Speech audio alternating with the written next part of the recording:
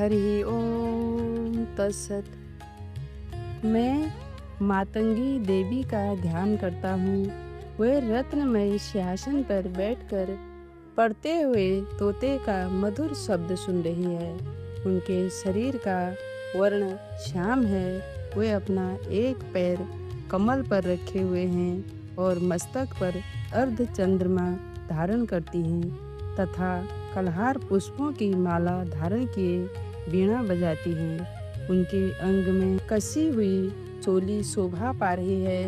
वे लाल रंग की साड़ी पहने हाथ में शंखमय पात्र लिए हुए हैं। उनके वदन पर मधु का हल्का हल्का प्रभाव जान पड़ता है और ललाट में बिंदी शोभा दे रही है। ऋषि कहते हैं, तदनंतर शुंभ की आज्ञा पाकर वे चंड मुंड आदि दैत्य चतुरंगिनी सेना के साथ अस्त्र शस्त्रों से सुसज्जित हो चल दिए। फिर गिरिराज हिमालय के सुरमय ऊंचे शिखर पर पहुंचकर उन्होंने सिंह पर बैठी देवी को देखा। वे मंद मंद मुस्कुरा रही थी। उन्हें देखकर दैत्य लोग तत्परता से पकड़ने का उद्योग करने लगे। किसी ने धनुष तान लिया, किसी ने तलवार संभाली और कुछ लोग देवी के पास आकर खड़े हो गए। तब अंबिका ने उन शत्रुओं के प्रति बड़ा क्रोध किया। उस समय क्रोध के कारण उनका मुख काला पड़ गया, ललाट में भौएं टेढ़ी हो गई और वहां से तुरंत विकराल मुखी काली प्रकट हुई। जो तलवार और पास लिए हुए थी वे विचित्र खड्वांग धारण किए हुए चीते के चर्म की साड़ी पहने नरमुंडों की माला से विभूषित थी।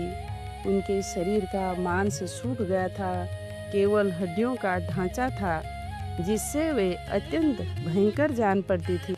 उनका मुख बहुत विशाल था, जीभ लपलपाने के कारण वे और भी डरावनी प्रतीत होती थी। उनकी आंखें भीतर को धसी हुई और कुछ लाल थी। वे अपनी भयंकर गर्जना से संपूर्ण दिशाओं को गुंजा रही थी। बड़े बड़े दैत्यों का वध करती हुई वे कालिका देवी बड़े वेग से दैत्यों की उस सेना पर टूट पड़ी और उन सबको भक्षण करने लगी। वे पार्श्व रक्षक को अंकुशधारी महावतों योद्धाओं और घंटा सहित कितने ही हाथियों को एक ही हाथ से पकड़कर मुंह में डाल लेती थी। इसी प्रकार घोड़े, रथ और सारथी के साथ रथी सैनिकों को मुंह में डालकर वे उन्हें बड़े भयानक रूप से चबा डालती थी। किसी के बाल पकड़ लेती, किसी का गला दबा देती, किसी को पैरों से कुचल डालती और किसी को छाती के धक्के से गिराकर मार डालती थी। वे असुरों के छोड़े हुए बड़े बड़े अस्त्र शस्त्र मुंह से पकड़ लेती और रोष में भरकर उनको दांतों से पीस डालती थी। काली ने बलवान एवं दुरात्मा दैत्यों की बहुत सारी सेना रौद्र डाली, खा डाली और कितनों को मार भगाया।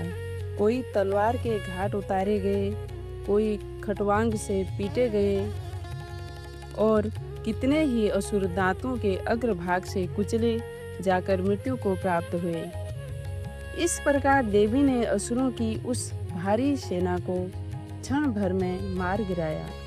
यह देख चंड उन अत्यंत भयानक काली देवी की ओर दौड़ा तथा महादैत्य मुंड ने भी अत्यंत भयंकर बाणों की वर्षा से तथा हजारों बार चलाए हुए चक्रों से उन भयानक नेत्रों वाली देवी को आच्छादित कर दिया। वे अनेकों चक्र देवी के मुख में समाते हुए ऐसे जान पड़े मानो सूर्य के बहुतेरे मंडल बादलों के उदर में प्रवेश कर रहे हो। तब भयंकर गर्जना करने वाली काली ने अत्यंत रोष में भरकर विकट अट्टहास किया।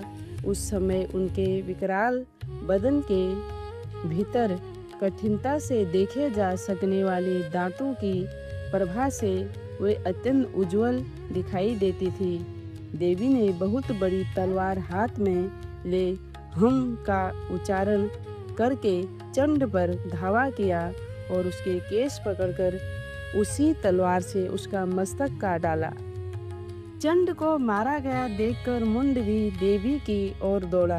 तब देवी ने रोष में भरकर उसे भी तलवार से घायल करके धरती पर सुला दिया।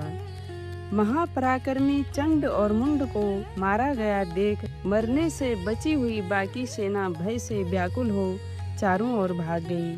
तदंतर काली ने चंड और मुंड का मस्तक हाथ में ले चंडिका के पास जाकर प्रचंड अट्टहास करते हुए कहा, देवी, मैंने चंड और मुंड नामक इन दो महापशुओं को तुम्हें भेंट किया है। अब युद्ध यज्ञ में तुम शुंभ और निशुंभ का स्वयं ही वध करना।